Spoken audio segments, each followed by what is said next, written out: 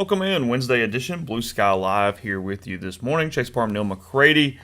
Neal's in the Clark Ford studio. Ole Miss and LSU 3 days away from what is a pretty stakes-filled Saturday. One team definitely getting a leg up to stay alive in any playoff races as we move toward the end of the season. Ole Miss starting the second half of their season, 5-1.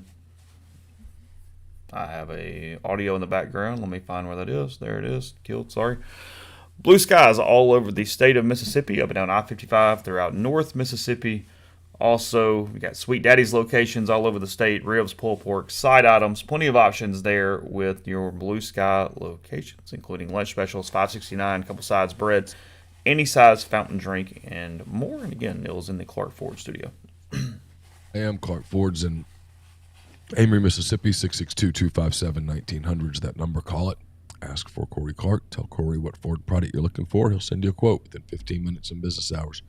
Right to the bottom line. There's no hassle. There's no haggle. You get your quote, and the rest is up to you. You can shop that quote around, do what I've done, what I recommend that you do, and that's happened to a Clark Ford today. 662-257-1900. We have lots of guests joining over the next day or so on the Campbell Clinic hotline. From fractures and sports injuries to complex spine and limb conditions, the pediatric orthopedic physicians at Campbell Clinic in Oxford are the only specialized pediatric orthopedic team in North Mississippi providing expert care for growing bodies. Visit campbellclinicoxford.com to schedule an appointment or call 901-759-3111. No, I was asking the stream if I'm getting sick.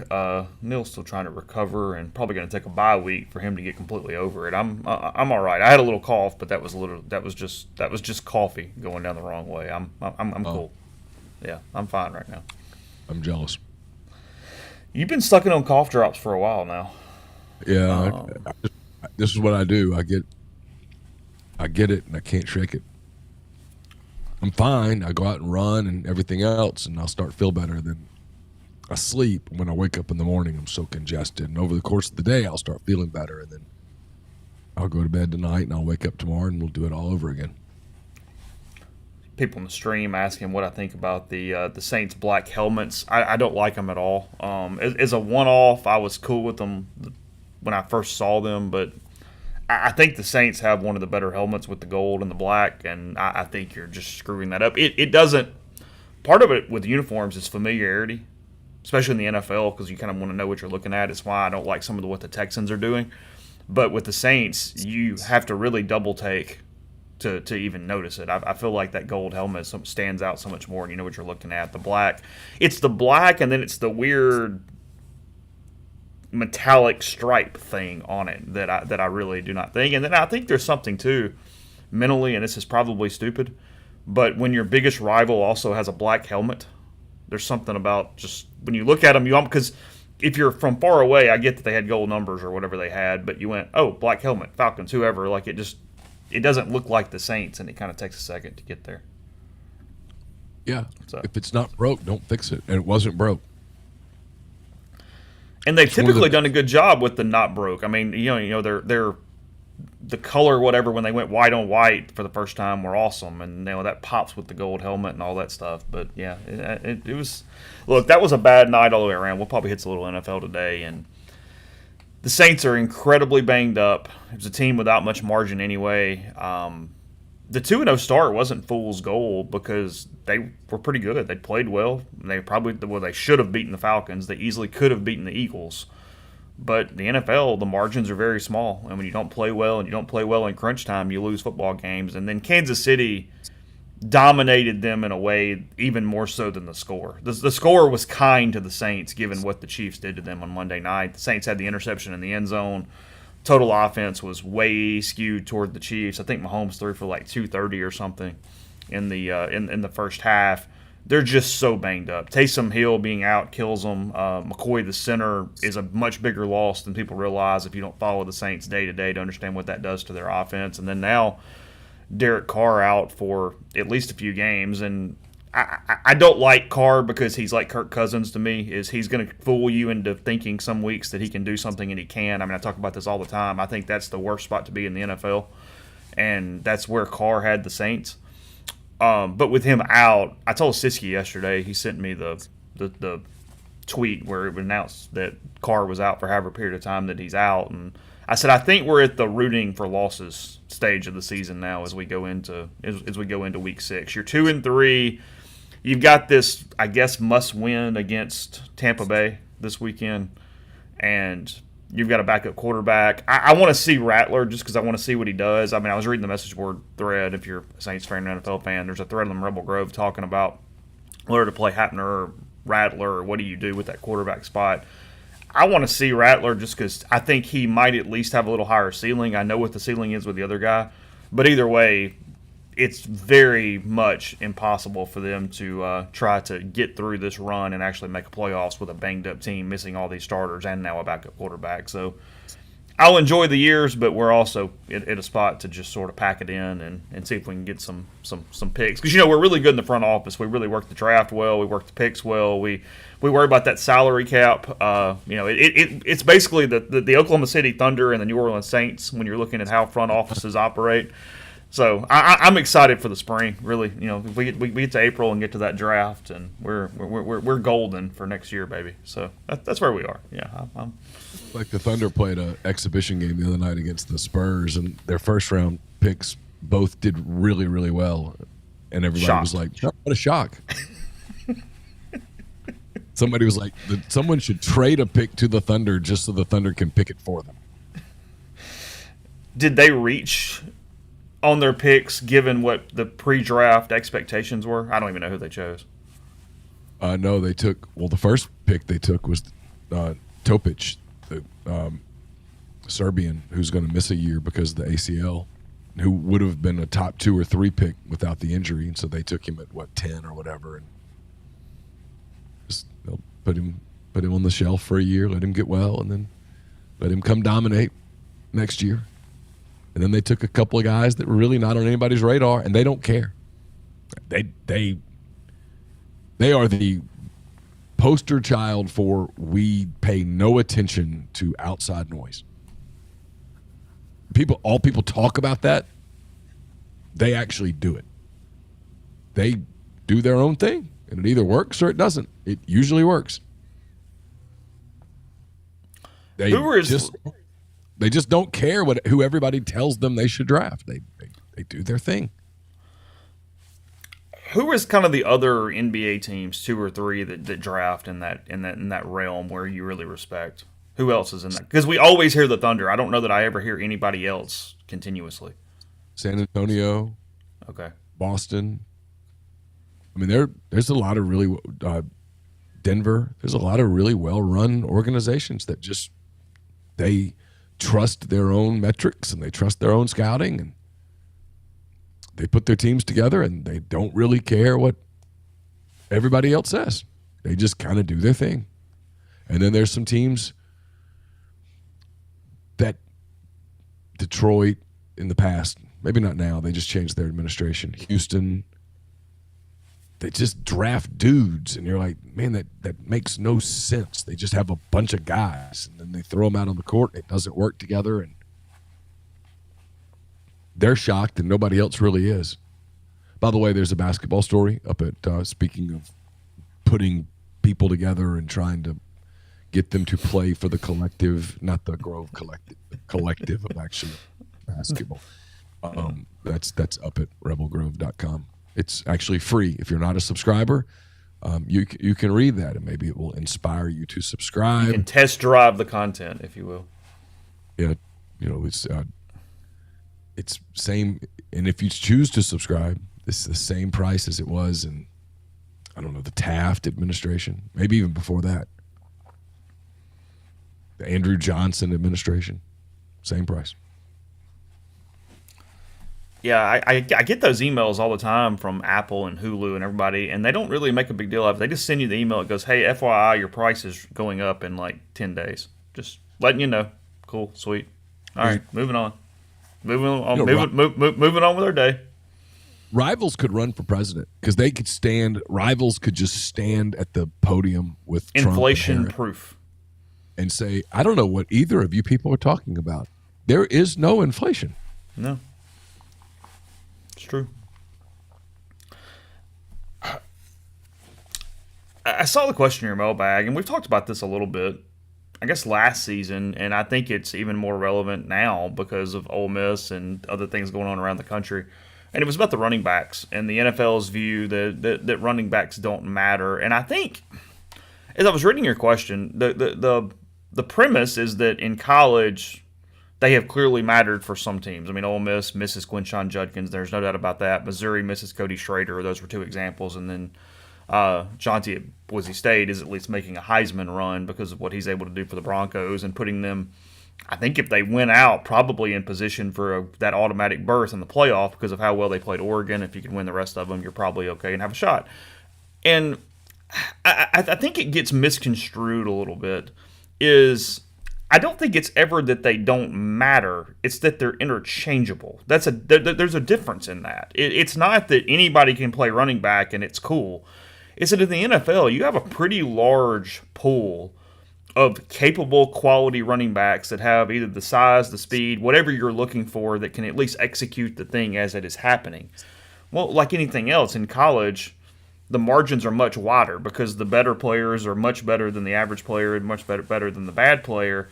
And you have to have a certain amount of speed or ability to execute whatever the play is to get to the spot. I mean, it was a lot like, I mean, Ole Miss dominated the game, so we don't nitpick one play, but Ole Miss went for it on that fourth down and ran kind of that speed sweep thing with Parrish, and he just couldn't get to the edge. And it looked like at first there was sort of an opening there and there was a possibility, but you would have needed a pretty elite back. I mean, you would have needed Judkins or somebody to hit that corner. It was not like it was wide open. But correct me if I'm on that play, because I'm trying to remember, because that was later in the game, and by then, I was starting to really write. I wasn't necessarily paying attention to every play, but it seems like, if I remember right, please tell me if I didn't. It won't hurt my feelings. I thought I put my binoculars on that one, and I thought on that play, Carolina had a really good defensive call. They did, and the end just beat the tackle. And I remember thinking, and again, because it would make a fun conversation. If I'm wrong, tell me. No, you're missing. Yeah. I remember thinking on that play, because there were some jokes about Bentley, whatever, and I was like, I don't really think it would have mattered. I mean, there were 2 or 3 plays in that game where 6, and I'm having a hard time remembering his name right now, is a stud. Dylan Stewart just beat Pettis. And if you watch my game, and you'll see this way, I taped with Pete last night. If you watch Micah's game, he's big, he's strong, he plays with a mean streak, but he doesn't have elite feet, man, at all. He's probably at the next level. He's going to have to play inside because he's going to get exposed out there. And I thought on that play, his lack of speed compared to Stewart's immense speed was the key to the play. It had really nothing to do with the running back, but I might be wrong. No. I mean, I think, there's no doubt. Stewart had run it up, and it was just no ability to. Siski thought in real time that you could kind of like you either, if you couldn't get to the corner, there was like this cut lane here back off the because we were we were talking about it in real time as it was happening, and it wasn't that Bentley could do it. It was just that was one of those examples of, hey, it would take this type of thing, but if you don't have that, you're kind of stuck here. And as Grind says, it's the floor in the NFL is so much higher. That's what I was trying to say, is than the college floor of where you are in the running backs. So your elite running back is making a much bigger difference. And also, you're just trying to get them for a year, 2 years, 3 years. The NFL is worried about, hey, I got to get into a contract with this guy. I got to pay him. He's not going to have tread on the tires down the road. I mean, all these things play into the conversation more than simply, I don't really care if it's random 4-string running back or Ezekiel Elliott or Saquon Barkley or whatnot, or pick your running back in the NFL. And in college, we're seeing pretty precipitative drop-off of the guys that really have moved the needle and done all these type of things. And I think that's where Ole Miss is right now. I mean, Amos isn't not playing because he's in the doghouse or doing whatever happened with Bentley or just simply not good enough. It's that he came from Miami of Ohio, and Lane does not think he has the size, the speed, the ability to do whatever it is they need him to do to run an offense. That is why he's not playing. I mean, there's no other reasoning that would make any sense there. And so the question on guys like him is then why did you bring him in? Was it just for insurance? Did you, these are the questions that we don't have the answers to. What did you pay out of the collective? Did you pay anything? Was it a significant purchase? Was it small? Did you efficiently use what you budgeted for that position? That's the question. I come back to that same question I have all the time, and it's not rhetorical. It's literally a question. What would it have cost you to keep Judkins, and is there a world where it would have been worth it? And that is not rhetorical. And I understand that it's emotional, and so people take it as rhetorical. I mean it literally as a question. What would it have cost you? Would it have been worth it? Knowing that you continue to the headaches that come with him.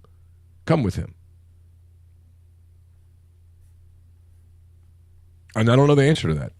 And as of today, it hasn't really burned them. I don't think they lost to Kentucky because of running back. No.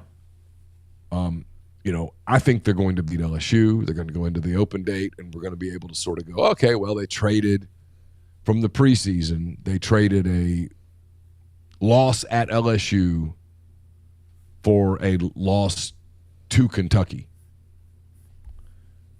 And there's way too many unknowns. Like, what does Kentucky look like at the end of the year? What's their record? What does LSU look like at the end of the year? What's its record? Is a win in Tiger Stadium going to be as big from a resume standpoint as we thought it would be in July? I don't know. Is a loss to Kentucky going to be as devastating as we would have guessed it would have been in July? I don't know. You can't answer those questions yet. There's too much data that's not in. But I kind of think that's where we're headed. And so far, and this is why in my mailbag I got all these questions, and I was like, I don't really understand why this is the topic that it is. So far, the running back situation has not really hurt them. It really hasn't been a factor at all. They've run the ball okay.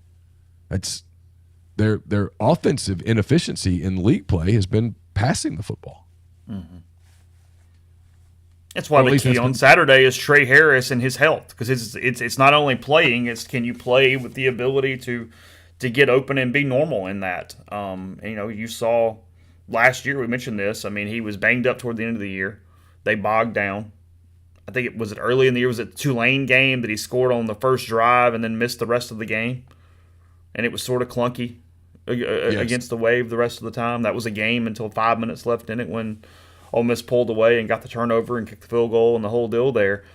Yeah, from a running back standpoint, it's not that the production has been where it's been an issue. It's that you're just living dangerously on the edge because you don't know what the backup looks like in case somebody gets banged up. And Parrish has been banged up at least 2 to 3 times so far in this season where he's either missed time or had to get helped off or whatever you want to call it at that juncture. Because, and we're not relitigating Judkins here. I get that. But it's everything you just said. It's price to keep him. And then I think what Ole Miss also made was a decision on chemistry because he was kind of hated at the end of the year. Team didn't like him. I mean, you had your quarterback saying get him out of the game during the Peach Bowl. So it's this pendulum of cost, ability to keep him, because they had renegotiated a contract multiple times to keep him. It wasn't like it was thrown out day one. That's why he played in the Peach Bowl. Yeah, exactly. It was already set. Yeah, had they not agreed to that, he wasn't going to play in the Peach Bowl. Mm-hmm. So it's Lane really worried about chemistry and culture and all that stuff versus can you be good enough without him and where it sort of sits. And so far that was – because at that point they knew they were getting Parrish back. They believed in that.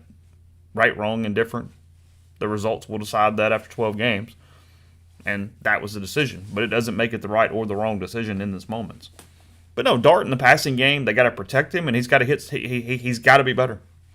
You've got to be. Ole Miss has got to hit deeper plays. They're not going to drive the field every time and be this ball control, 6 first downs in a series kind of team.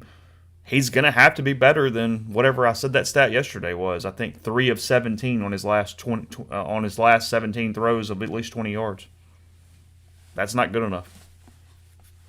No, and by the way, I think Trey Harris will play based on what I've heard.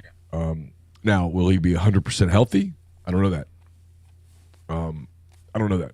And that doesn't mean that's not cryptic either. I literally just don't know. But I do think, based on what I've heard, he is going to play, which tells me that he's pretty healthy because I don't. Look, Trey wants to win and he wants Ole Miss to win and stuff, but Trey also has to. If he were 50%, he would have to make a business decision because he's positioned himself to be a pretty elite draft pick at a position where guys are making money. I mean, he would be an idiot to play jeopardized on Saturday. You've got a story up on rebelgrove.com, questions with Jefferson Powell of the LSU Rivals site. And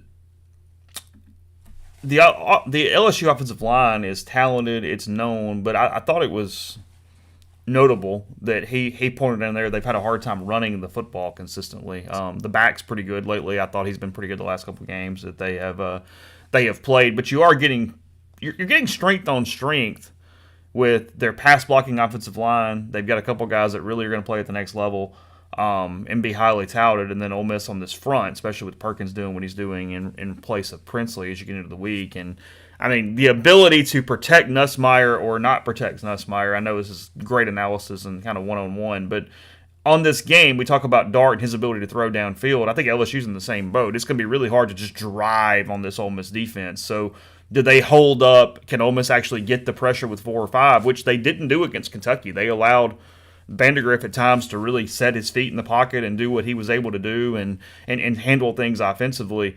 Nussmeier's not overly mobile, but he is a big kid that can run a little bit and he can avoid pressure. He does a pretty good job in the pocket.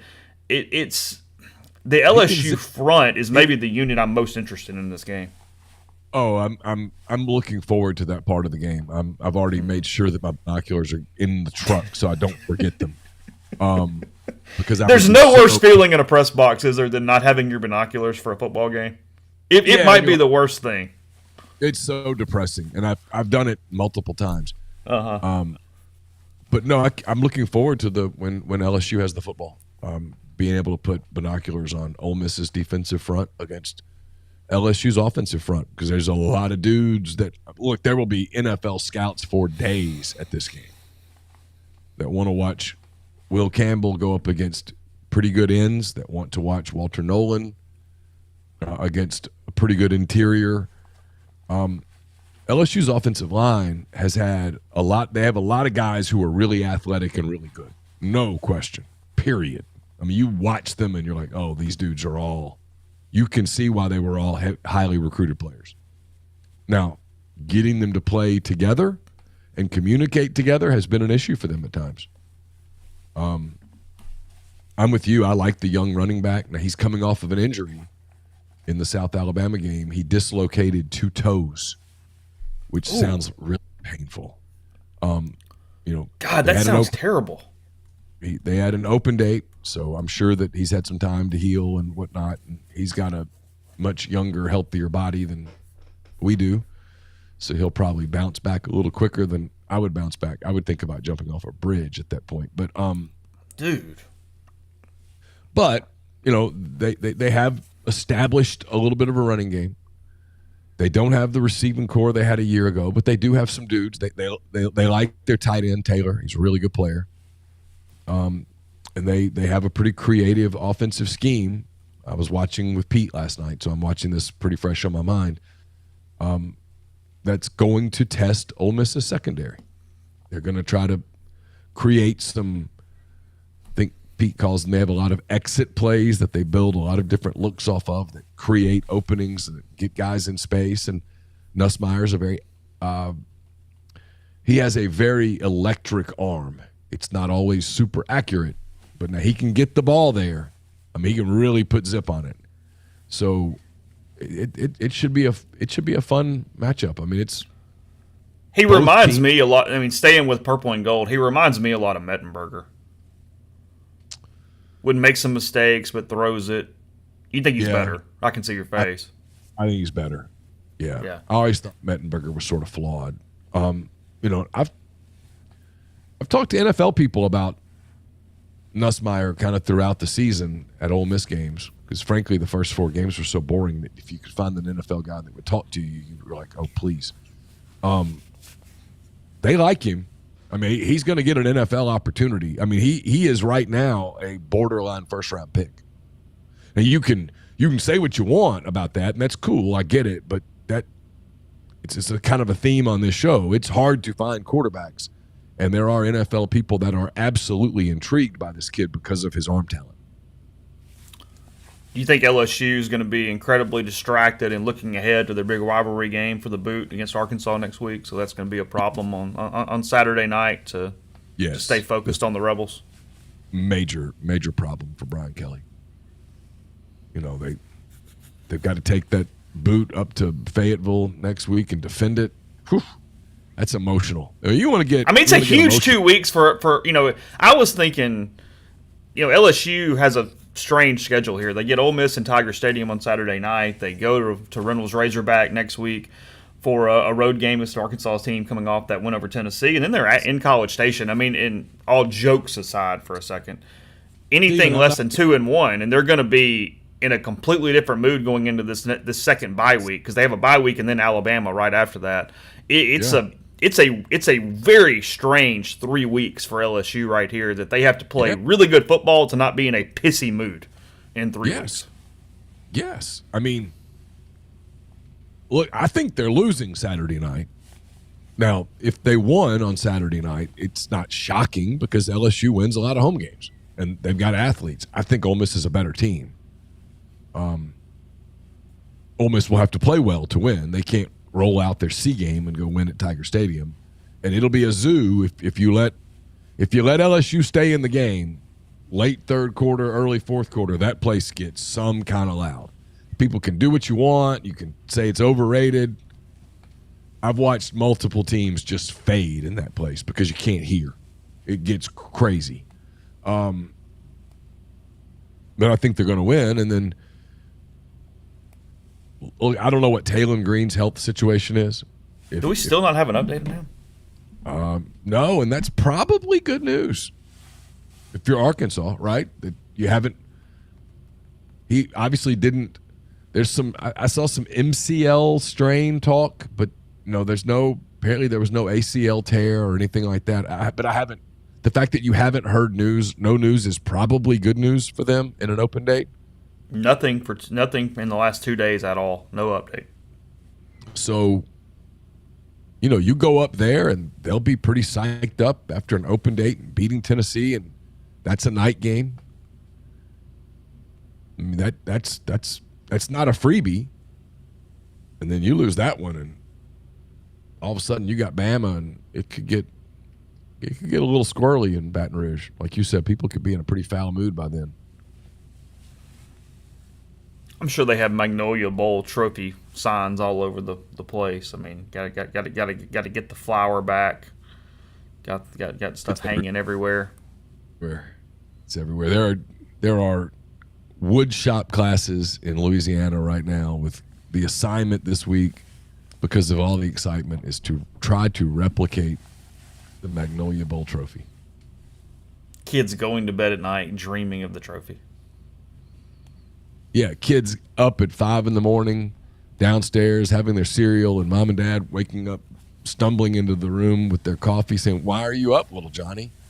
He says, "I can't wait for shop class. I've got it. I've figured it out."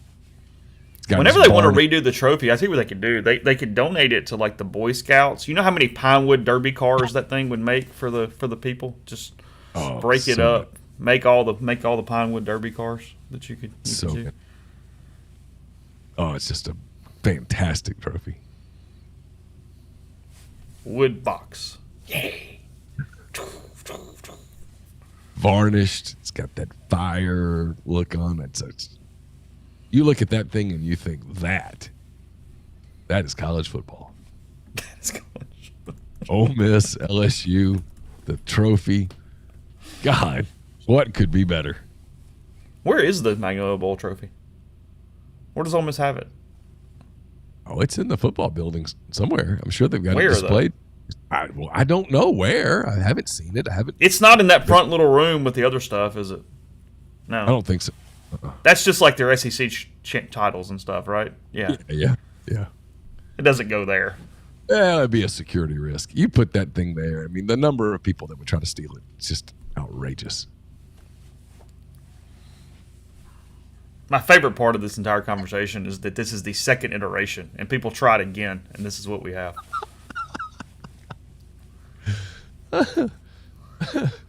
Because the first one, It broke. It kept breaking. Yeah. It's like, let's come up with something different. And this is where we just started etching, yeah, like doing the brand. It's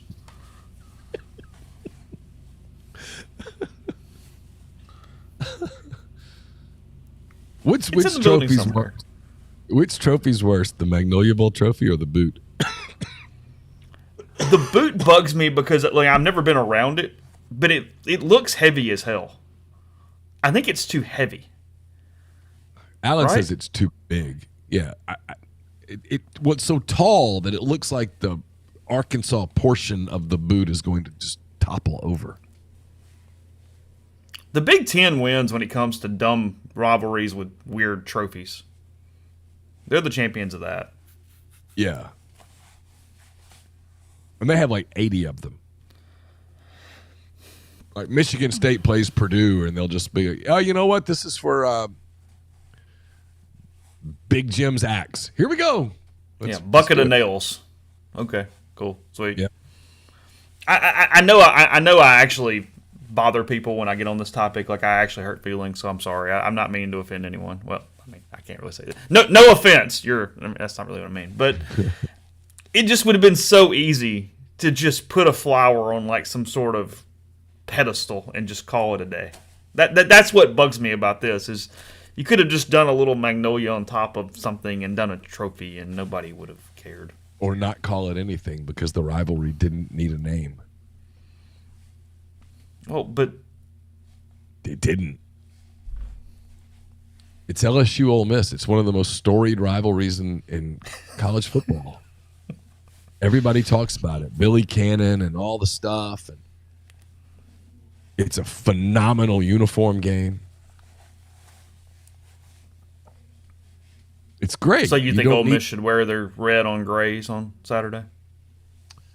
You know, I mean, here's my opinion on this. When LSU wears their uniform, because of just the way the colors combine, I think as long as Ole Miss just wears something that makes some sense, it works.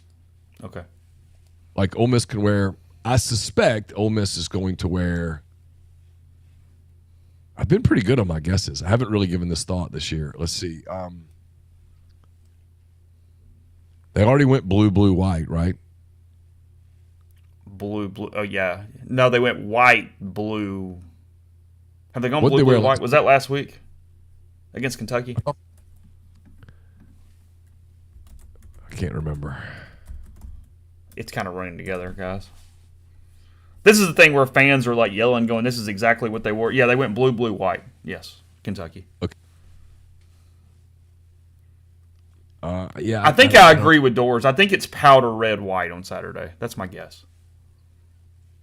Okay. Powder hats, red jersey, white pants. Okay. I don't think he'll wear gray pants in Baton Rouge. I don't. Okay. But I don't know. But no, it's a great uniform game. Frankly, for LSU, they're about to play 3 straight really good uniform games. You're throwing A&M in a good uniform game? No, Arkansas's home with LSU's road, assuming LSU's going to go white jerseys again, and then whenever LSU and Alabama play, it's a great uniform game because they don't mess with it. Oh, you're skipping the A&M game. Okay, sorry. Oh, is A&M before Alabama? Yeah, A&M's before Bama. They're Ole Miss, Arkansas, in College Station, bye week Alabama. That's what I was saying. They have 3 kind of toss-up games, if you will, Yeah, before Bama.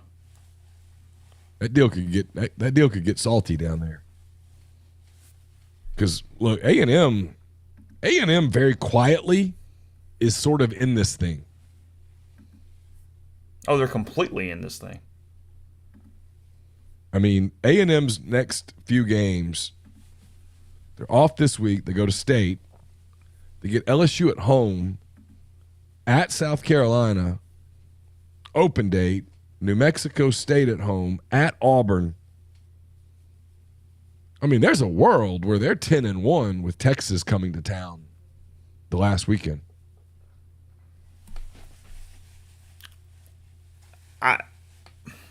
That A&M game is the one you just circle and go, because, yeah, you can win in College Station. A&M loses a ton of home games, more than they should given the environment.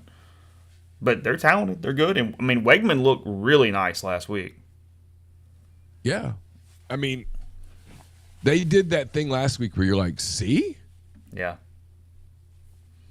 They have it in when them. they play. Oh, it's there. It's on the menu. They just don't order it all the time.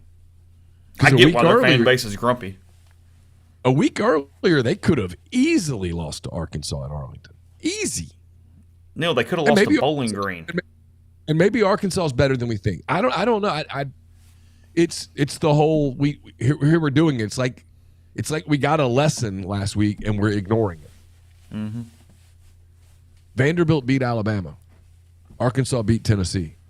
There are no certainties.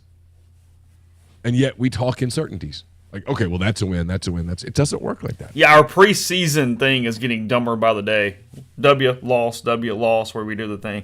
Because, I mean, we don't do that in the NFL. We might gauge the whole schedule, but in the NFL, we don't go, oh, that's a W. That's an L. Let me get you to 10-7. But you and I are innocent on this because we will say out loud repeatedly before we do it that this is stupid and it's going to be wrong. But yeah, here we go. Yeah. There are other people that are like, no, here's my prediction. Take it. Blood. Yeah, not me. I don't know. Beats me. ABC, by the way, got some pretty good ratings over the course. I know you're shocked by this. It's working out with the SEC. On Saturday, Tennessee, Arkansas led the country in viewership. Auburn and Georgia was number 2. The CBS game with Iowa and Ohio State, number 3. Michigan, Washington, number 4. Missouri A&M, number 5. Michigan State, Oregon, number 6. UCLA, Penn State, number 7. And Miami and Cal, 8. So if you're keeping score at home, that is all SEC Big Ten games except for Miami and Cal there at the bottom. So my guess is the game in Fayetteville, A, it was prime time. B, it was coming right on the heels of Vanderbilt beating Alabama, and so people were just sort of in. And then C, Tennessee going into that game was everybody's media darling. And suddenly they're being tested. And then you get the drama on a day where, I mean, frankly, that game was the after card. Because the main card at that point was the Vanderbilt students carrying the goalpost to the Cumberland River. And that game was just almost like the after dinner drink. We're like, sure, why not? And then it ends up being a really good one. And so, yeah, got good numbers. I'm not surprised. Broadcast TV, I mean, it said there, it still matters a ton. I mean, ABC, CBS, that's going to give you a huge leg up over ESPN just straight on viewership and households and the way that works. And it's two things. The Big Ten doesn't look right on CBS yet because we're still thinking SEC and this 230 thing, at least in our footprint. Maybe the rest of the country it does, and nobody even knows the damn difference. But it's awkward for me hearing them calling Big Ten games and sort of getting used to that. At the same time, CBS had such a deal with the SEC and the money that they saved compared to what they should have been spending and all these different things. And you just look up, and a game that was, I think you told me 35-7, something like that. I asked you before we started the show. Yeah. Iowa and Ohio State, and it draws 4.5 million. Ohio State has a huge fan base. That's part of it. And then it's a big brand. And, I mean, you're going to have people that are going to watch the network TV games because they're network TV games. Yeah, so the top ESPN game was Miami and Cal because they pushed everything to ABC. Yeah. And it was late. And I think maybe my theory on that even applies a little bit because by that point, you had the Vanderbilt win, and now you had the Arkansas win where Tennessee had been knocked off, and people are like watching because they're craving more chaos at this point. And Cal damn near gave it to them.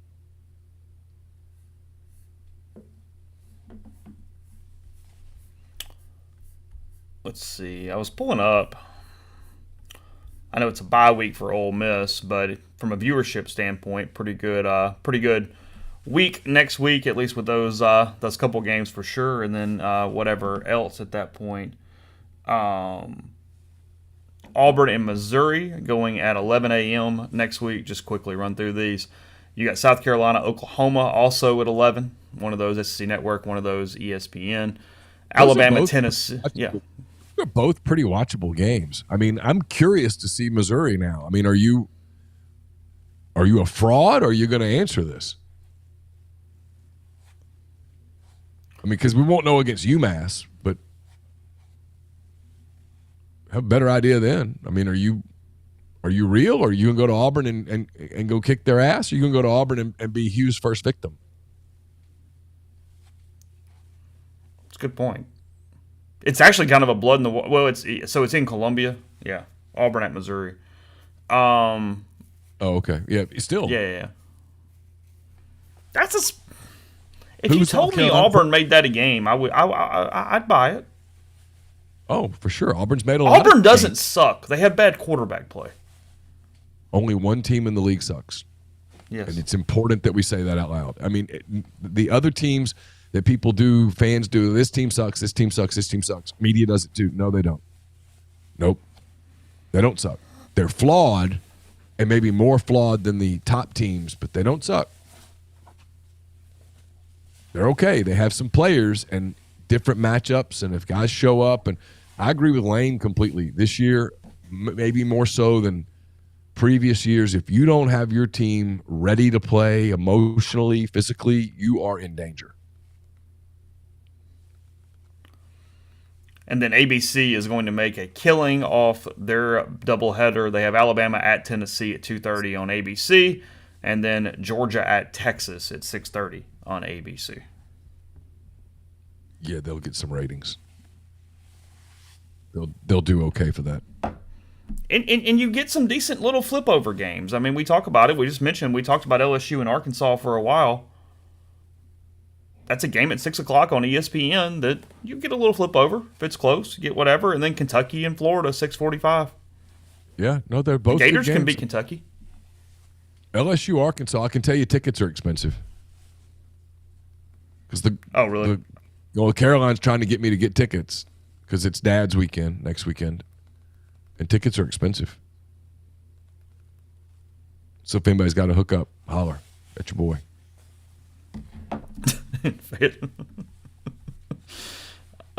And then Vanderbilt, Ball State, so we get to watch Diego play in a MAC game there. He's fun to watch. I mean, Texas look, Vanderbilt, Kentucky Saturday night is interesting. I mean, I'll be watching Ole Miss LSU, so I probably won't see much of it at all, but I'm interested in it. Like, why is that line so big? It's Kentucky's first game since beating Ole Miss. They ought to have a big crowd there. Vanderbilt, there's this assumption that Vanderbilt will be hung over, but what if they're not? What if they just show up and play?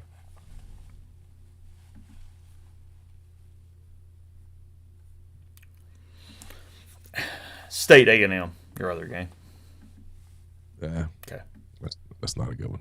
That's not a good one. The actual game or the uniform. Yeah, I wouldn't think.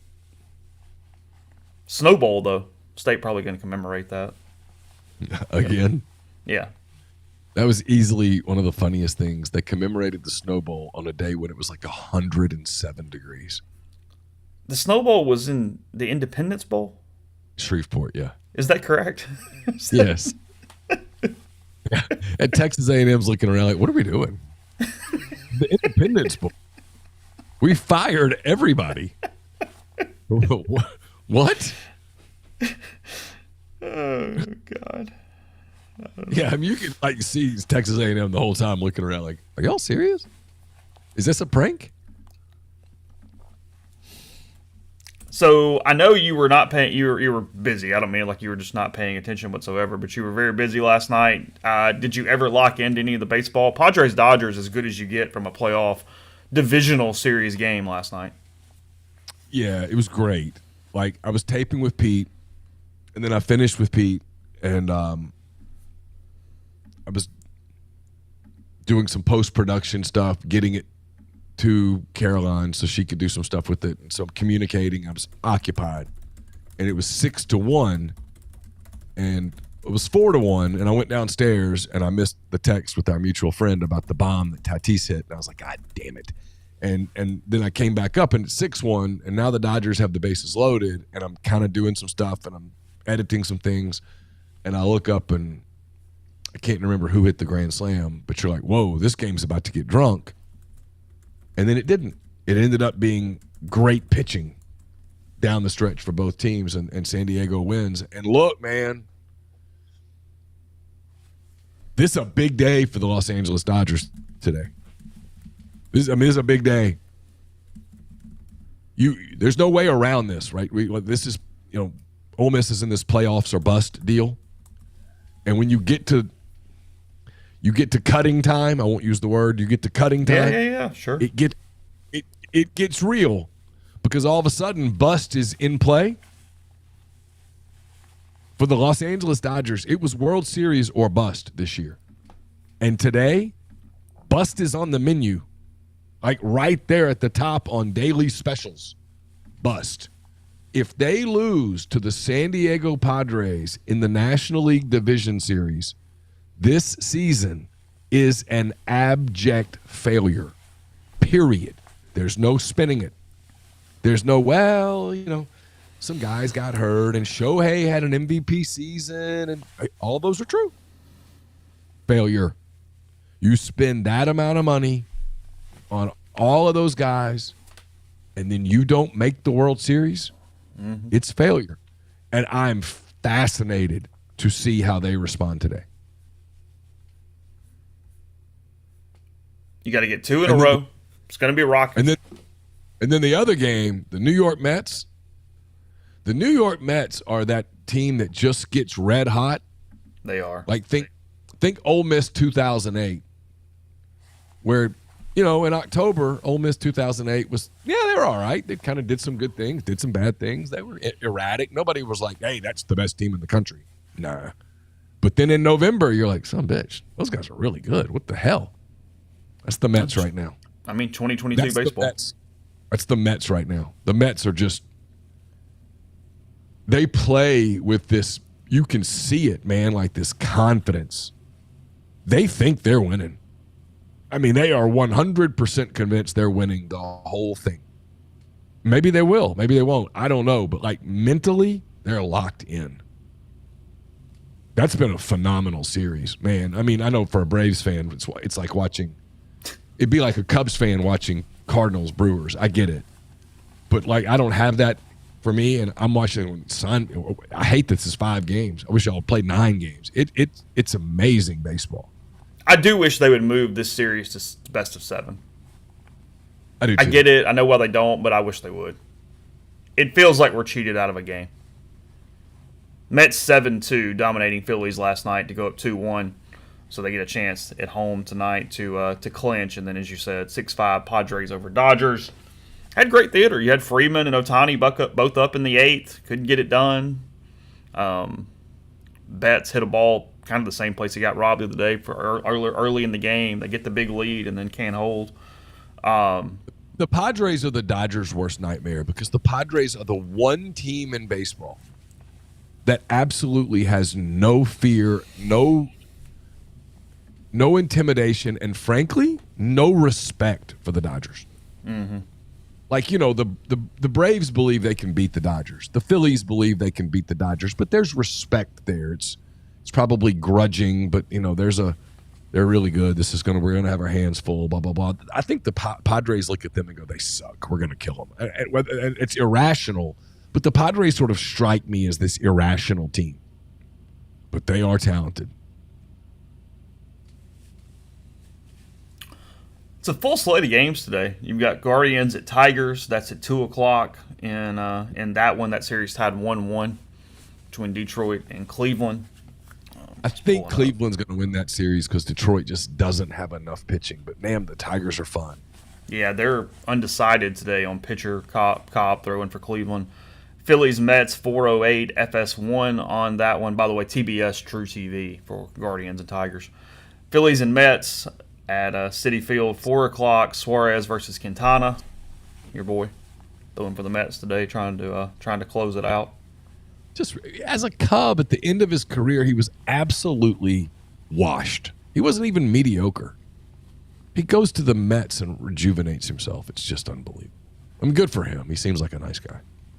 Yankees Royals, 6 o'clock in Kansas City. Tied 1-1 there. Kansas City, huge opportunity tonight. Do you know how exciting that's going to be for Royals fans tonight?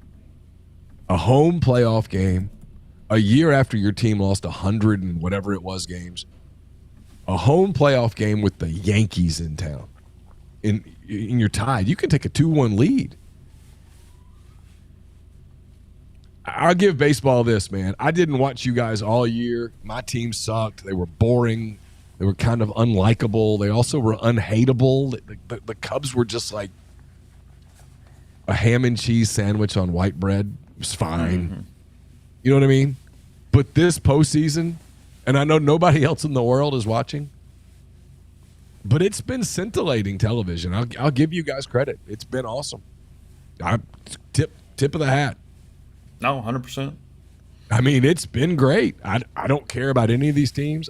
It's been, dude. I'll have TV. I'll have baseball on from 2 o'clock on today. Just I've got other things to do. I won't be locked in, but it's fantastic. I'll give them credit.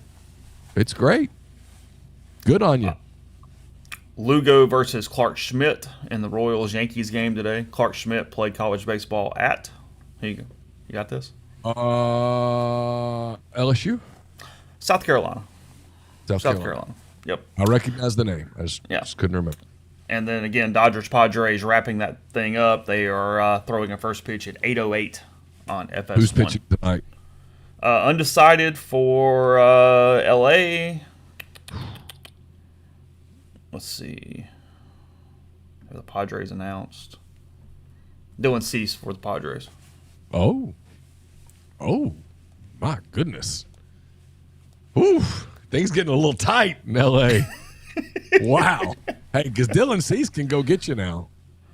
I mean, they're doing all this without Musgroves. Dylan Cease has the stuff to go. He can go get you. Go make this real uncomfortable at about 9:30 tonight Central Time. Whew. I mean, you don't know what you're doing. I mean, your boy at 9:30. If that thing's close, might go. You know what? I'm about to take one for the team. We're gonna hang in to the end of this thing. That might be. You know what? I'm gonna go slip into my room and turn this on and just see what happens. Chase, you lose in 4 games to the Padres in the NLDS on a year when you spent more than $1 billion in free agency. That you even said that word is the best part of that. That was the sentence. No. It would be like our reaction if Ole Miss went 7-5 this year. You'd say, what do you think? It's failure. Period. I mean, get mad if you want. I mean, it's failure. It's you can't spend, but it would be failure on the highest order. I mean, this is they just went out and said, well, we're just going to spend whatever it takes to get all these dudes. And then you don't win? Ooh. Because your answer can't be, well, let's go do it again next year. No, you're kind of, this is your team. And you start getting that identity, and it might take you a minute. And to lose to the Padres. Yeah, them. Right. It's one thing if you lost to like the Phillies in the NLCS where you could at least kind of go, well, I mean, you know, Bryce Harper. No. And the Padres, that would be, and if it happens tonight in San Diego. Ooh. Oh, dude. What a night. Yeah, sign me up.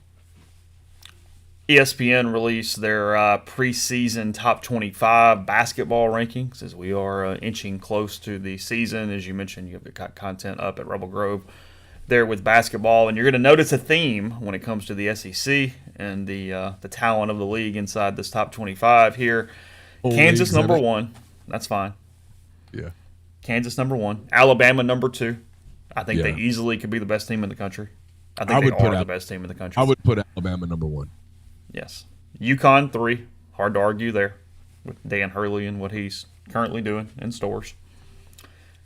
Houston number 4. Iowa State 5. Gonzaga 6. Baylor 7. Duke 8.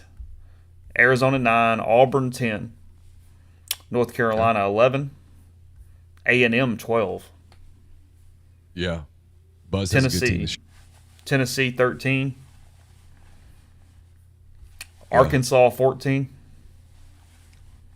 And frankly, if that exact same collection of players was wearing a Kentucky uniform, they'd be higher than 14. Yeah. Creighton at 15. It's not a respect thing and none of that. It's just that's a really talented group. Purdue in the post Zach Edey era, number 16. Marquette 17 with Shaka. Indiana 18. Cincinnati 19. Ole Miss 20. Ole Miss at number 20 in the top 25. They are doing a projected starting lineup of Sean Padula at point, Matthew Morrell, Jere Davis from Seton Hall, Jamin Brakefield, and then Malik Dia from Belmont. So 3 transfers along with Morrell and Brakefield in their projected top 25. Starting lineup.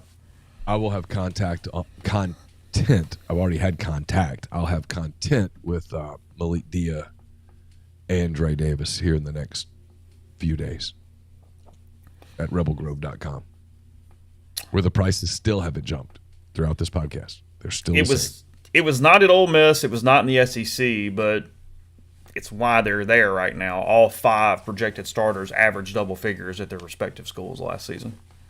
Yeah, listen, the expectation for Ole Miss is to make the tournament. If they don't make the tournament, it's failure. Period. I mean, they should make the tournament. It's a veteran team. They've got some depth. I worry a little bit about their size, or the effectiveness of their size. But they have guys who can score. They're going to be better at guard. They've got veterans that have been there for a minute. Dre Davis was part of that Seton Hall team that won the NIT. Sean Padula was an all-ACC player last year. I mean, it's an Ole Miss team that should finish top half of the SEC. Which should be good enough. Yeah, I mean, if you told me Ole Miss finishes 8th in the SEC, I'm telling you, okay, they went to the tournament. Yeah, they're in. I think the SEC is going to get 9, 10, maybe 11 bids. I mean, it's going to be a loaded league. Net's going to be really good. But look, it's kind of like football. Everybody's basically invested, and there aren't going to be any games on the schedule when you look at it, not just for Ole Miss, but for anybody, Chase, where you look at it and go, oh, yeah, dub. No. You got to show up 18 times. Yeah, when you don't show up and they show up, you're going to lose. There's not going to be a ton of margin. It's going to be a really good league. I mean, if you're a basketball season ticket holder and you just like basketball, if you can enjoy basketball without – if your team loses, it's the end of the damn world, and I'm not criticizing that. But if you can just go enjoy it, you're going to see a lot of really good teams. You're going to see it's full of good coaches. I mean, the league is full of good coaches, man. It just kind of gets overshadowed by football because football is just such a monster. But it's a really good league. I mean, it should be a lot of fun. Yeah, we'll dive into that a lot more as we move forward here, especially next week. It's a bye week. Number 21, Texas. Number 22, Florida. Again, still naming SEC teams. Yep. I haven't even gotten to them yet. Now, number 23, Kentucky, in first year under Mark Pope. It's probably about right. Yeah. They're going to be good. I mean, I think they're going to be a tournament team. But, yeah, it'll be a big hype game when Calipari takes Arkansas to Lexington, and the emotion of it might carry the day, but I think Cal's got a better team than Pope has this year. UCLA, number 24, and Rutgers, number 25. Give Rutgers a lot of credit. That's the most improved athletic department in the country over the last 3-4 years. They've done a hell of a job. It's a good basketball team. Shiano's done a hell of a job with football. Yeah, agreed. They're really good. They'll be good. Someone asked him the thing about Cooper Flagg. Yeah, he's playing for Duke this year. Yes. And this will be his only year at Duke. So if you want to see him, this is the year to see him. He will be almost certainly the first pick in the NBA draft. He will absolutely not fall further than number 3, barring something tragic. Yes. He is an elite basketball player who can do absolutely anything. That's why your boy this year will be cheering for his Thunder and will be cheering for whoever plays the Los Angeles Clippers night in and night out. You have the Clip pick? Unprotected. Ooh. Kawhi's hurt. Paul George is gone. They've got fat, drunk James Harden running the show. It's a rugged Western Conference. Hey, anything like So whoever's playing the Clips that night, I mean, they do legitimately have a chance to completely suck. They could suck. I mean, and then you get a little lottery, you get a little ping pong ball luck, and suddenly Cooper Flagg's joining the group. That would feel unfair. I'll be honest. That would feel unfair. You just start printing the trophies at that point. Yeah. I mean, I'm going to go. I'm going to go to Memphis when the Clippers come to town. I'm going to deck out in Grizz gear. Be all for you boys. Beat the Clippers. Yeah. I mean, it's like having 2 teams this year in the NBA. I got my team, and I then got whoever plays Los Angeles. Yeah. It's going to be awesome. I'm fired up. Lord. We'll close in a second. I meant to mention this yesterday, but congrats to Braden Thornberry, real quick, making the PGA Tour. It's been an interesting road. Great guy. He has multiple times said okay to our antics. We raised money for charity with him playing Neal a few years ago on the golf course. We talked golf that day, and there was a moment. It was like 14th hole. I said something to him about his swing, and he looked at me, and there was a voila moment. And ever since then, things have gone back on that path. So hey, Braden, I'm just glad to help, man. We got you. Super happy for you. It's just proof that MPW Digital's a family, and I put you in front of me that day, and I'm glad because I don't have time to go to the tour and stuff. You do. And, man, I hope you kill it now. You're my guy, and I'm cheering for you, and I'm so glad to help. And when you win that first tournament, don't feel obligated to thank me in that moment. But if you do, I appreciate it.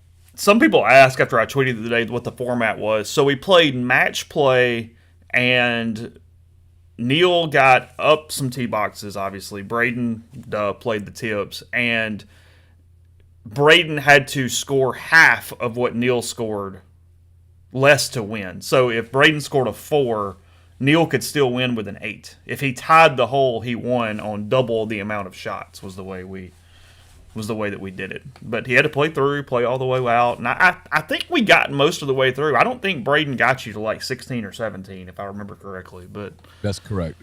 I think he eliminated me on 17. Is that correct? He eagled 17, so that probably won because I don't think he made a 6. I remember going, well, that's stupid. It felt a little unfair in the moment, I think, at that time. But yes, but I mean, in all seriousness, a guy that, I mean, Braden wins the NCAA championship. He was ranked the number 1 amateur in the world. Has had a strange go of it. It's taken a while. Just shows you that, look, nothing's linear here. And put a hell of a round together on Sunday. He wins the Tour Championship with Korn Ferry, which is AAA golf for anybody who's not overly aware of how golf works. And one of 2 Rebels to do it. Jackson Suber also getting his tour card for next year, too. So Braden and Jackson both elevating to the PGA Tour for next season. And then yesterday, a really good day for both golf programs at Ole Miss. The women won the Illini Invitational in Illinois, and the men were in the Hamptons in New York and dominated what was a completely stacked field that had Florida State and some other SEC teams in it, and they won by a ton of strokes. Michael Asasso won the individual also for Malloy and his Rebels. We played at the Country Club. That's where we played that, which is it's unfair to Neal if we're being honest. Like if we put him at the university course, he at least could bang it around and not lose as many balls. Like it's. Yeah, I mean, y'all were making me play with the rules. Like, oh, that's out of bounds. That's 10 strokes or whatever the hell it was. And I was like, I mean, the only thing I know how to do is putt. And I do think I was a better putter than y'all thought I would be. You're a pretty good putter. Yeah, you miss very few short putts, like little knee knockers. So you were all right there. So either way, Yeah. Next time, if we ever did that, I'm taking a stuffed eagle out there, and when he hits an eagle, I'm just going to throw my eagle up on the ground and go eagle, and So call it a. congrats to Braden. We'll have more content to you throughout the day. Neil's got some written stuff up at Rebel Grove. I'll chip in on that as well a little bit later in the afternoon. And then plenty of podcasts coming the rest of the week at MPW Digital. So hang in. Appreciate you guys this morning in the stream and wherever you're listening. And we'll talk to you again very soon.